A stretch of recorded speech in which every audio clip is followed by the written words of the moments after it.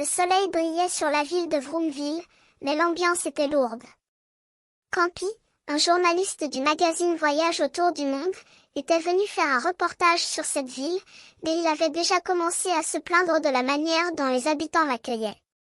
C'est un endroit vraiment merveilleux, disait-il, mais les gens sont si impolis. Soudain, une voiture de police et une ambulance arrivèrent sur les lieux. Campy était intrigué et décida d'enquêter. Il rencontra Ambre, une membre de l'équipe de secours, qui lui expliqua que le camping était interdit à cause du risque d'incendie. Mais Campy ne voulait pas céder et décida de camper malgré tout. La nuit tomba, et Campy alluma un feu de camp.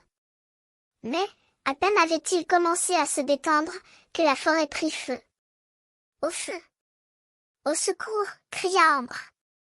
Campy, paniqué, courut rejoindre les pompiers et les secouristes qui arrivaient sur les lieux.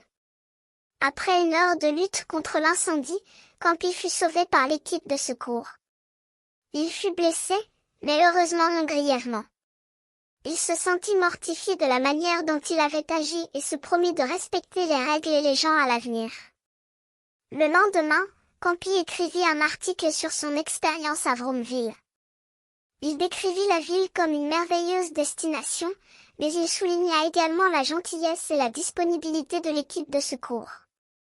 Il conclut en disant que Vroomville était une ville absolument merveilleuse, mais que ni sa forêt ni ses monuments ne pouvaient égaler la gentillesse de son équipe de secours. Campy partit de Vroomville, mais il ne put oublier son expérience. Il se promit de rester prêt à aider les autres, comme l'équipe de secours l'avait aidé lui-même. Et il s'abonna à la chaîne de Pini, un média qui diffusait des vidéos sur les premiers secours et les secours en montagne.